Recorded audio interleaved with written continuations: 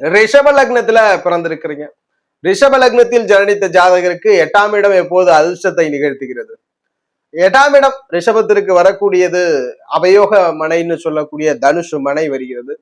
அதனுடைய அதிபதி குரு வர, குருவும் இந்த தனுஷு மனையும் தான் ஒரு ரிஷப லக்ன ஜாதகர் வெளிநாடு தூரதேசங்கள் சென்று வாழ்வது அல்லது பிறந்த இடத்தை விட்டு வெளியூர் சென்று வாழ்வது, எதிர்பாராத பெருமனங்களை எல்லாம் சுட்டி காட்டுறது, நல்ல ஆயுளை சுட்டி காட்டக்கூடிய மனை.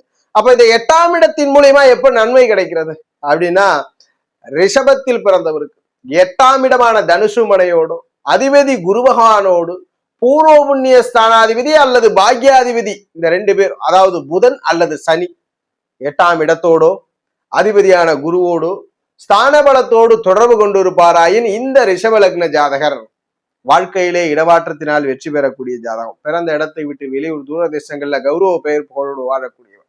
தசை நடப்பில் வரும்பொழுது பெரும் பணங்களையும் பெரும் சொத்துக்களையும் பெற்று சமூகத்துல ஒரு அங்கீகாரமிக்க உயர்மட்டத்திற்கு வரக்கூடிய நபர். வாழ்க்கையவே ரொம்ப சிரமத்தில் போன வாழ்க்கையை உயர்மட்டத்திற்கு கொண்டு செல்லும். இதற்கான விதி தனுஷு மனை குருவோடு புதன் மற்றும் சனியினுடைய தொடர்பு இருந்தால் ரிஷபத்தில் பிறந்தவருக்கு 8ஆம் இடம் யோகம் செய்யும்.